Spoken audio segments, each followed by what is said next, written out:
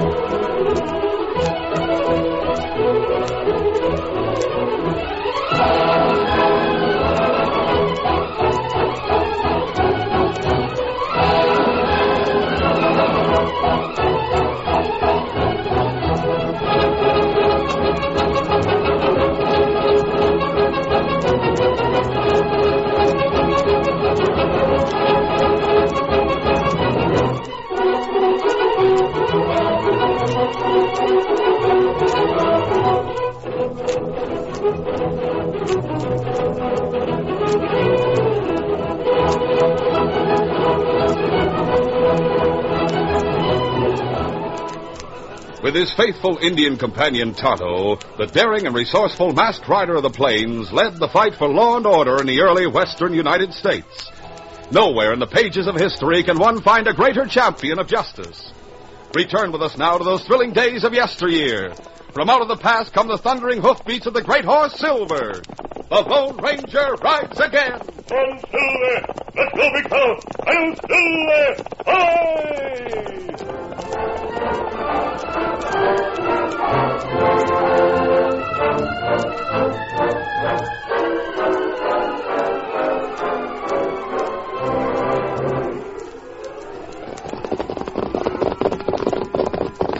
When the Lone Ranger and Tonto reached the Bargee Range, the cattle were moving around restlessly. But the shooting which had brought them racing from their camp had stopped. Doesn't seem to be anything wrong, Tonto. Well, we hear plenty shots. Yes, it sounded like a fight. It may have been up at the ranch. I don't see any night riders. Well, storm comes soon. Cattle not like it.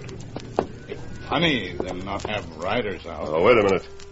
There's one riding toward the ranch. And Kimasabi will not hold reins. No, he's hanging onto the pommel of his saddle. He's been hurt. Come on, Silver. Not stop.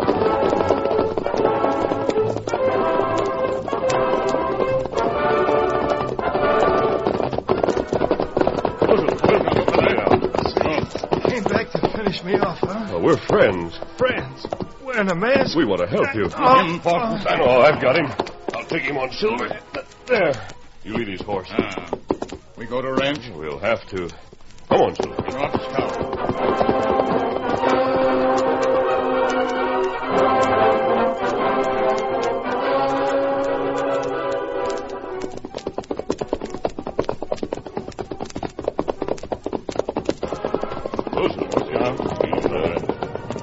Lights from the ranch house and the bunkhouse. There doesn't seem to be anyone around.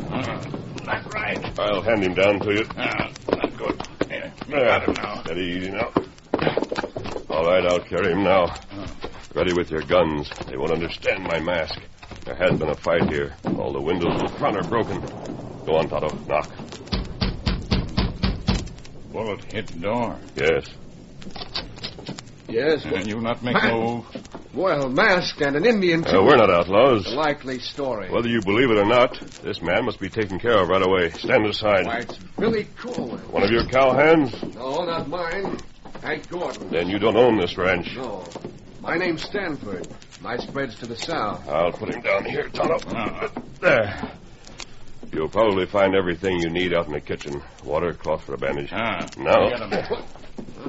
So you got me covered now. Just so that you won't interfere. Now, tell me, what's been going on here? You ought to know. No, we were miles away when we heard the shooting. What was it, a raid? Outlaws? Rustlers? Yeah. I didn't get here myself until it was all over. But there's no doubt who it was. McCracken and his gang. Shot up this place for half an hour. There's no telling how many cows they drove off. Well, this man can tell us.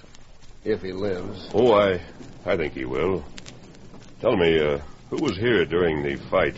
Gordon and his wife. And a stranger that was staying the night. Oh? Where are they now? In Hank's bedroom. Hank was hit. Yes, what about the bunkhouse? They got 3 or 4 of the boys. Killed? Wounded, anyway. Meg sent me over there, but I came right back to help with Hank. Kimasabi. Yes? Somebody come out of the other room. Did you get everything? Let me fix them. Not enough. Well, so the gang has taken over. No, we're friends. We brought this cowhand in. You can see he's been wounded. If you're not an outlaw, what's the reason for the mask and the gun? The gun's to prevent any misunderstanding. You can put yours on the table. Thank you. Who are you? Walter Keene. He's the stranger I told you about. A tin-horn gambler. A gambler, perhaps, but not a tin horn, Mr. Stanford. You couldn't be good and look so down at the heel. I never use my skill unless I'm playing with crooks. Lately, I've met nothing but honest men. And bad luck. I've got a hunch those rustlers sent you here. Now, you're mistaken. Yeah, well, I think If you think I'm lying, insist on it and you'll take the consequences. Oh, so you're a gunman, too, huh? When I'm forced to be, Mr. Stanford. Well, right now, I'm the only one who happens to have a gun. We'll remedy that right away. Hey. See, there's been enough gunplay around here tonight. I suppose you also carry a Derringer, Keene. Drop that on the table, too. If you say so. Gonna come too, Kimasabi. Good. Perhaps we'll find out what happened out on the range. How are you feeling, Billy? Hello, Mr. Stanford. They got Shorty and 100 head. Which way did they go? To the hills. Sure. And try to follow them after they get into those canyons. They're driving cattle. They'll have to leave a trail. Not on rock. It's rain now, Kimasabi. No use. He's telling the truth. This isn't the first time McCracken has raided a ranch and driven off the cattle. You'll never find him. You can at least try. We have, lots of times. Besides, there's only about 10 men left here. McCracken must have twice that number. What's the matter with the men on your ranch and all the other ranches in the district? Why don't you get together? You've got to find McCracken before you can catch him. You can't expect men to ride into an ambush. Did you say men, Stanford? Oh, Mrs. Gordon. Don't tell me you got one of the gang. No. He... No, I can see. He's got you. Believe me, Mrs. Gordon, our only interest in coming here was to take care of this boy's wound. Billy. No, I'm all right, Miss Gordon. But Shorty... Dead? Yeah. He didn't have a chance. Oh. How long are we going to stand for it? How long before we go after those killers and bring them to justice? We can't. Can. What's to stop us? Those canyons. If there were a man among the lot of you, he'd find out where McCracken's hideout is. Then he'd force every rancher and cowhand in the district to follow him back there. He'd put an end to this curse. But, Meg, What's the matter with you, Stanford? Well, You don't have to tell me. You're a coward. You're all scared of McCracken. Maybe it's up to a woman. Maybe it's up to me to smoke those polecats out of the hills. No, Mrs. Gordon. Otto and I will start looking for McCracken's hideout tonight. You're a stranger here, and you wear a mask. You're an outlaw, even if you don't belong to McCracken's gang. No, Mrs. Gordon. No, he can be trusted. I've just had a look at his horse outside. What's his horse got to do with it? He's Snow White, the grandest animal I've ever seen. Would you mind showing us one of the bullets from your gun, mister? I have one here in my belt. Silver. A silver bullet and a Snow White horse. If you And mean... the Indian's name is Tonto. What does that mean to you? The Lone Ranger. Let's go, Tonto. No, wait. Yes? If you find out where McCracken is, I'll have every man in the district ready to follow you when you get back. You have your husband to take care of. No. No, you're wrong there.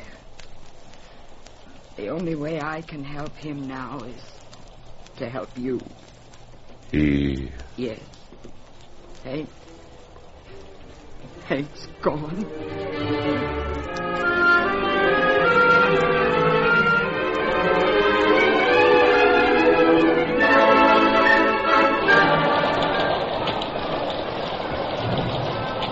The rain lashed against the Lone Ranger and Tonto as they prepared to mount. Walter Keene was struggling into a slicker as he ran down the steps of the ranch house toward them. Mister, I'd like to go along with you. If there's any trail, Tonto will be able to follow it. There won't be any trails. And I had an idea as you were going out the door. Oh, what's that? I know the hills. I was raised in them. You made a guess as to which valley the rustlers are using? No, there are too many of them. But I can lead you to a river. A river bed, I should say. It must be dry this time of year, and as I remember it, it cuts through all those upland valleys. If we could follow that, it would save time. Yes, it certainly would. Well, where's your horse? In the corral. I'll be ready to travel in 5 minutes. All right, go to it.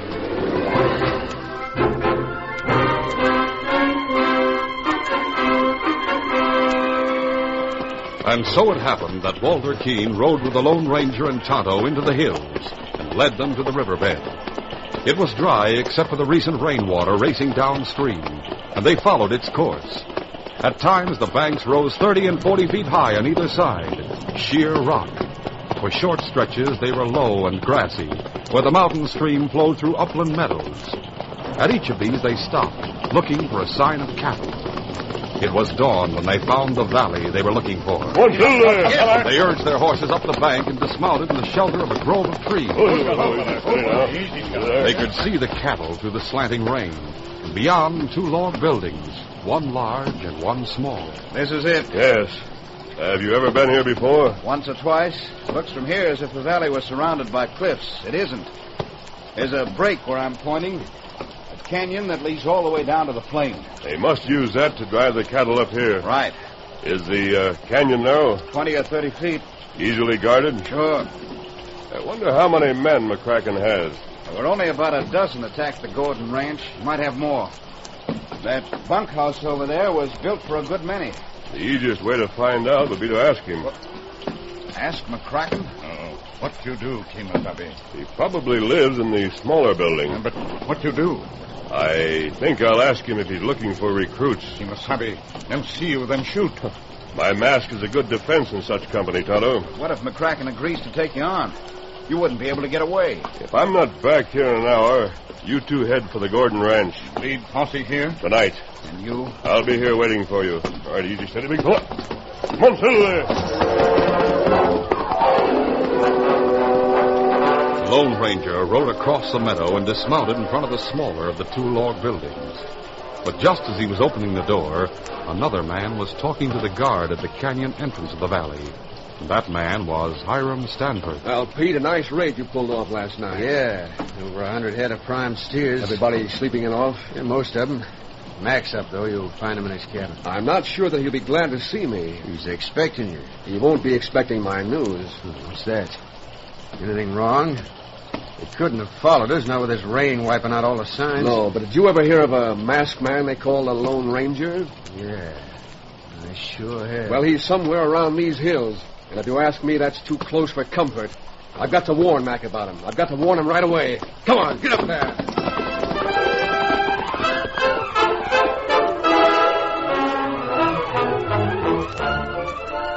The curtain falls on the first act of our Lone Ranger adventure. Before the next exciting scenes, please permit us to pause for just a few moments.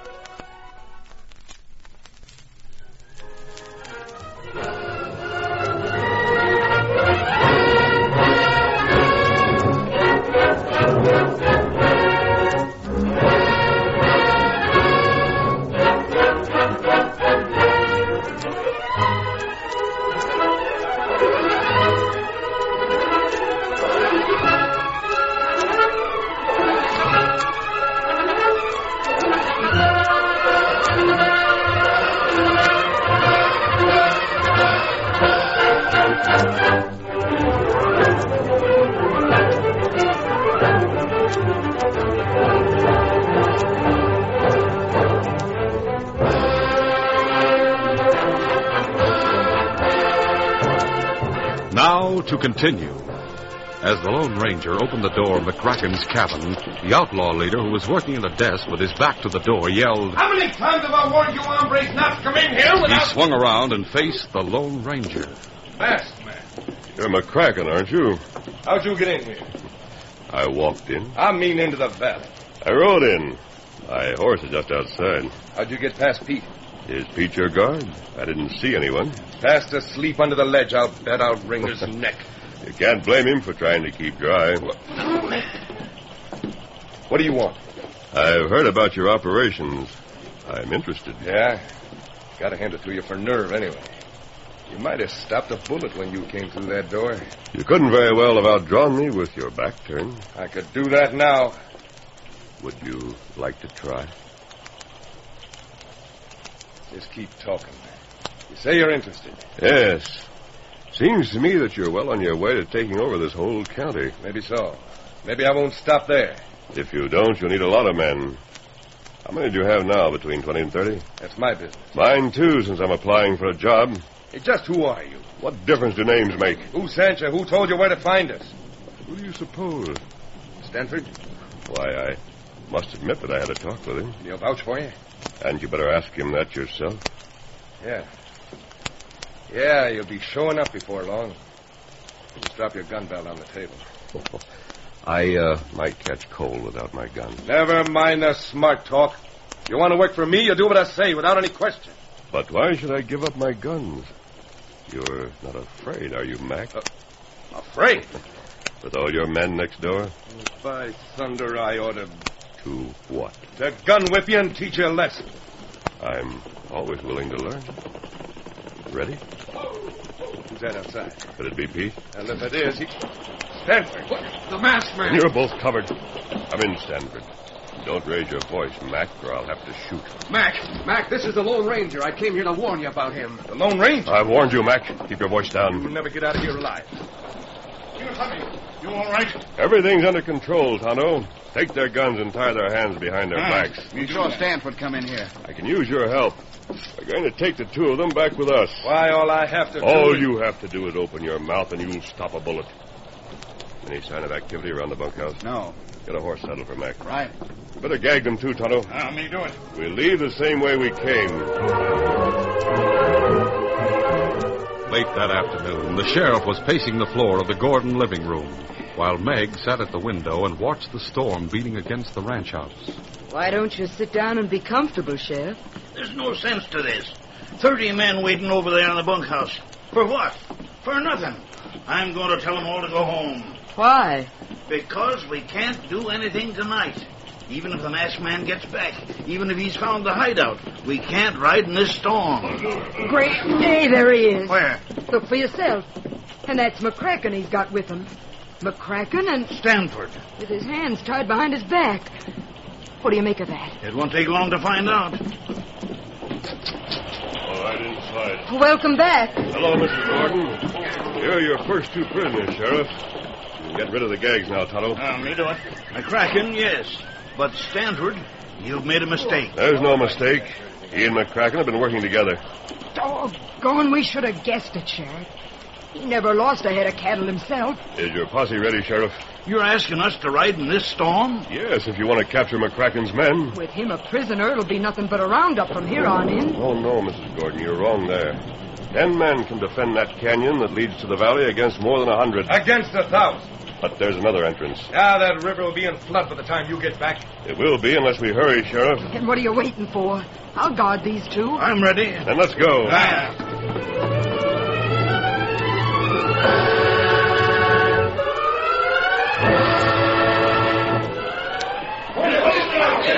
Goodbye.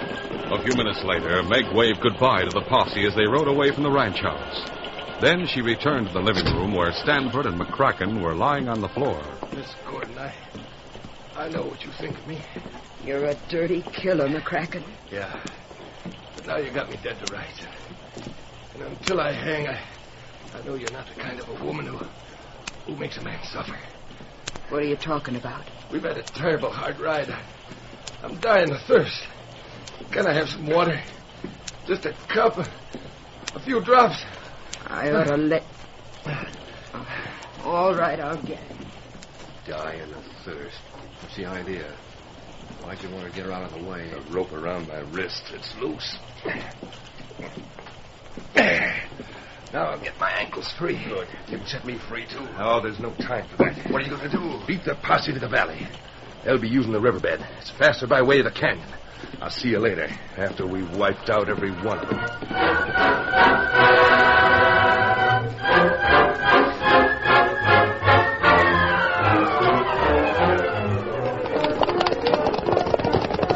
As the posse raced down the riverbed, the rain stopped. The pounding hoofs echoed like gunshots between the walls of the gorge. But above them sounded the roar of the floodwaters, racing closer and closer to the hard-riding men. A break showed in the cliffs. The valley was just ahead. But as the men looked back, they could see a wall of water towering above them. The lives of 30 men hung in the balance. Tired horses were urged up and out of the stream bed. Rock gave way to grass, and then...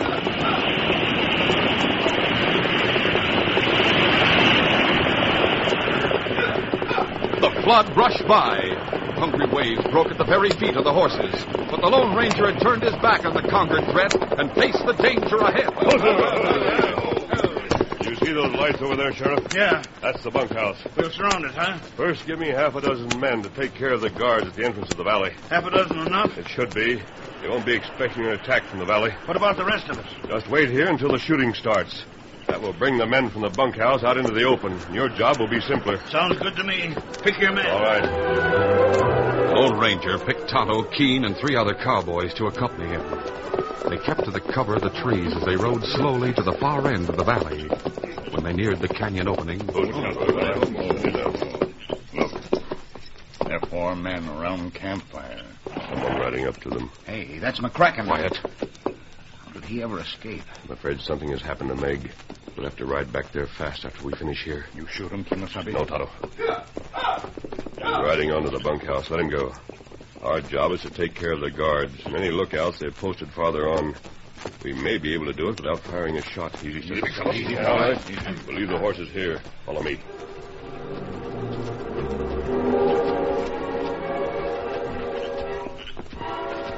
The Lone Ranger and his companions crept toward the campfire. Then, at a word from the masked man, No! They leaped on the guards, and in the space of a few seconds it disarmed them. But not before the guards had shouted the alarm. Watch out, Mac!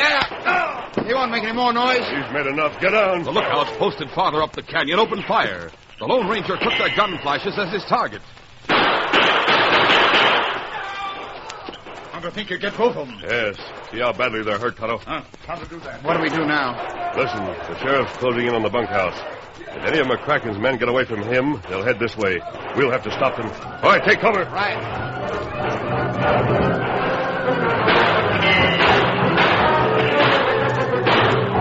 As the outlaws poured from the bunkhouse at the other end of the valley, the sheriff's men tried to prevent them from reaching their horses. But at least a dozen were in the saddle and racing for the canyon before they could be cut off. The Lone Ranger and his companions heard the thunder of the horses' hoofs before they could see either horses or riders.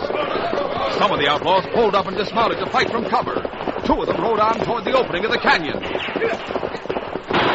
The Lone Ranger dropped one of them from the saddle. The other one was McCracken. Realizing he had alerted his men too late, he was determined to save his own skin.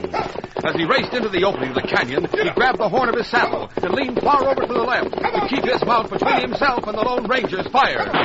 He heard a shot. The saddle horn shattered in his fingers. He lost his grip. His foot slipped from the stirrup, but he landed like a cat and began running down the dark canyon. He heard someone behind him, someone overtaking him. He turned and fired blindly. The hammer hit on an empty chamber. His gun was empty. He scrambled up the rocky side of the canyon to a ledge.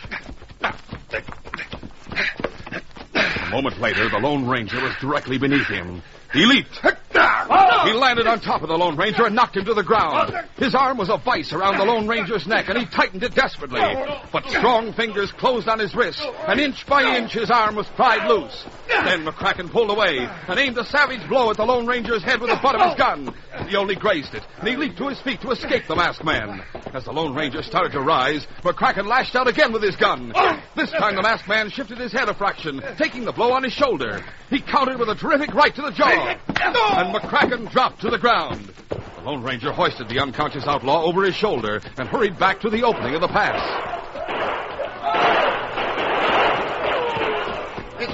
McCracken, you got him. Yes. He had a long ride. Now he'll have a long sleep. Watch out. They're getting closer. Over to the left. The gunfight continued for another 10 minutes. 2 of the cowboys were hit. A bullet grazed Walter Keene's shoulder. Still, the pass was held. And when some of the sheriff's men closed in behind them, the outlaws lost all desire to escape. The roundup was complete.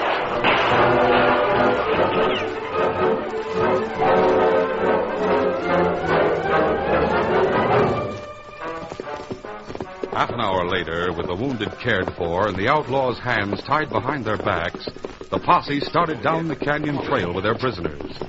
Walter Keene rode beside the sheriff. Keene, what do you aim to do with yourself now? I don't know. Mosey on, I guess. Back to the cafes and the cars. I don't think so. Tonight's changed my slant on a lot of things. You gave a good account of yourself. Thanks, Sheriff. I could use you as my chief deputy. What? You mean it? Absolutely. Then you've hired yourself a hand.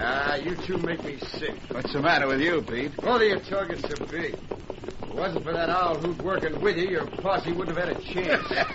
Listen to him. Owl. You know who I mean. That masked hombre on the big white horse. Wait until you get to jail. Your boss will tell you just how much of an owl hoot he is. He rode in here and captured McCracken single-handed. He didn't let one of you varmints escape. There's only one like him in the West, and by now you should have guessed. He's the Lone Ranger.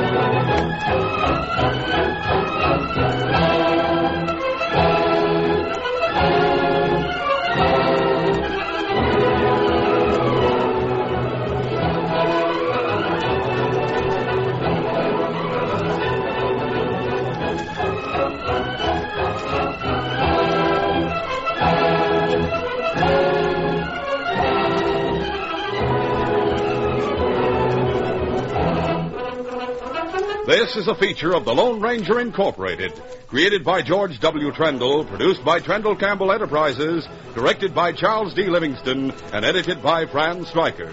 The part of the Lone Ranger is played by Grace Beamer. You've been listening to the OTR Gold Network. Find more classic radio at otrgold.com.